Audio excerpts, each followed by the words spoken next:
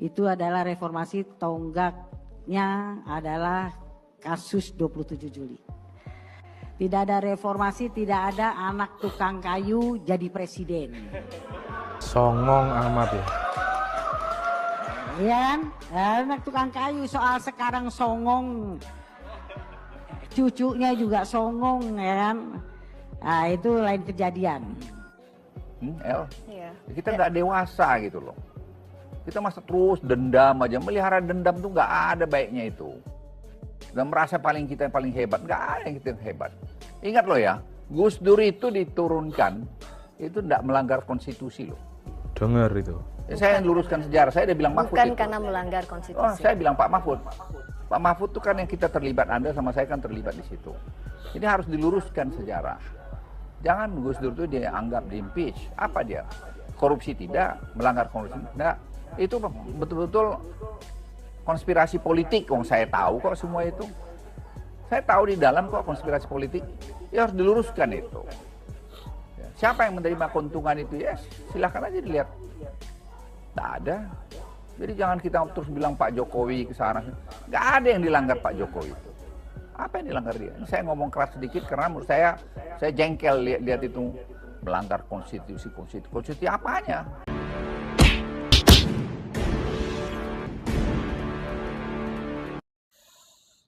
Assalamualaikum warahmatullahi wabarakatuh. Om Swastiastu, Namo Buddhaya, salam kebajikan.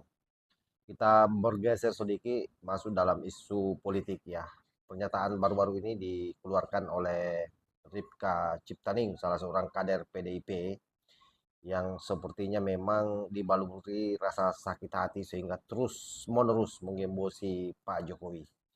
Kali ini dia melakukan penghinaan secara tidak langsung dengan mengatakan bahwa seandainya tidak ada demokrasi, yang menurutnya embrio itu dimulai pada tanggal 27 Juli yang lalu dalam peristiwa PDIP, maka tidak akan ada tukang kayu yang menjadi presiden. Nah, ini salah satu pernyataan yang saya kira secara langsung diarahkan ke Pak Jokowi. Hal ini mengundang reaksi dari Bapak Luhut Binsar Panjaitan. Bahkan di dalam komentar Pak Luhut Binsar Panjaitan juga membuka satu hal yang selama ini ditutupi, yakni bagaimana proses pelenseran Gus Dur yang selalu digembor-gemborkan selama ini sebagai impeachment terhadap presiden, tetapi sesungguhnya itu adalah penurunan paksa yang dilakukan oleh para politisi di masanya, yang kalau kita mau jujur bahwa itu dilakukan oleh PDIP bersama dengan Amin Rais waktu itu.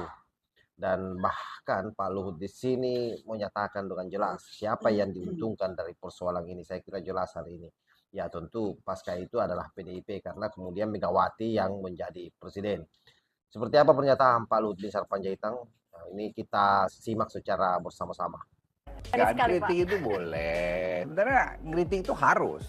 Tapi jangan kritik itu jadi destruktif. Betul. Harus ada latar belakangnya. Kita senang kok dikritik. Itu anak-anak muda di kantor saya itu apa semua setuju sama saya? Enggak juga. Banyak yang saya omong-omong itu sebenarnya hasil diskusi dari mereka. Makanya saya suka sebutkan, ini kan kerjanya si ini, kerjanya si Firman, Seto, Rahmat, Tinggi, semua disebut ya. Tapi yang tanggung jawab kan saya. Itu kan bicara. Jadi saya terus terang ada profesor bilang presiden abuse of power dengan itu. Nggak benar itu. Sama sekali nggak benar.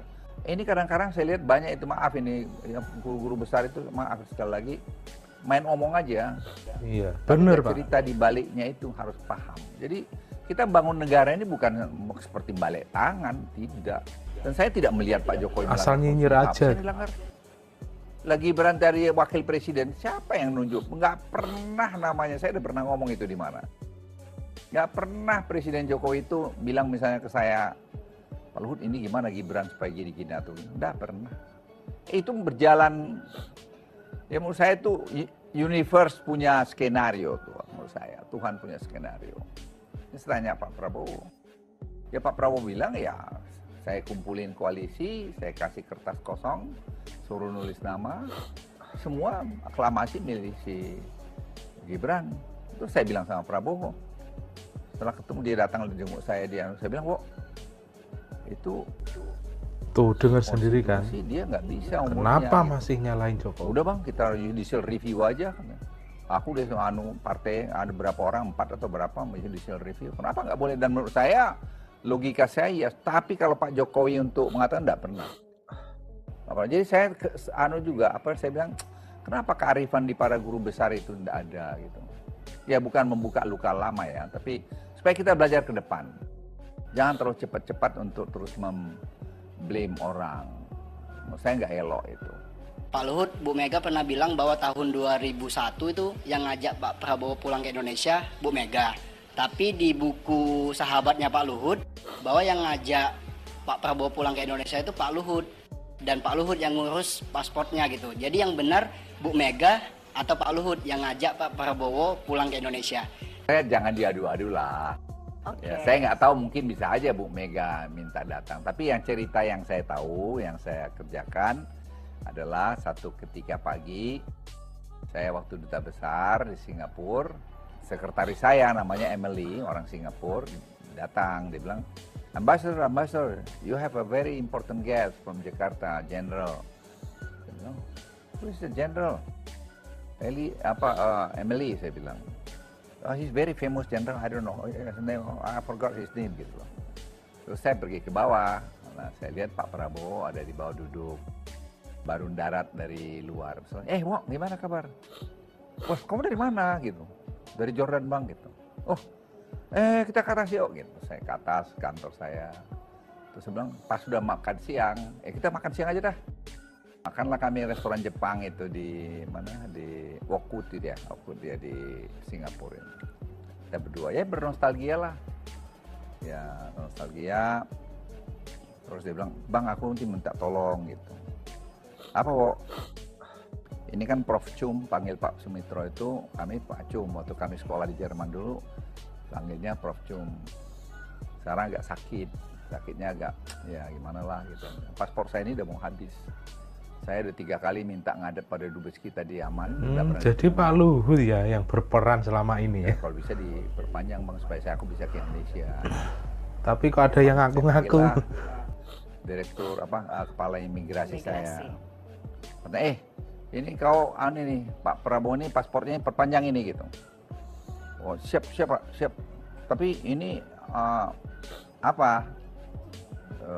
dia bilang ya, ini harus minta izin Jakarta gitu. Kenapa mesti minta izin? Saya apa? Ya, duta besar, apa? Berkuasa penuh, apa? Luar biasa, ya udah. Kau bikin aku tekeng, saya bilang gitu. Ya udah, 3 jam kemudian bikin ku tanda tangan, keluar. Bebas, itu kan masalah kemanusiaan. Terus kemudian saya lapor pada Presiden Gus Dur. Gus Dur bilang, soalnya ya udah Pak Luhut sudah tangan, tapi nggak apa-apa kan Pak Luhut.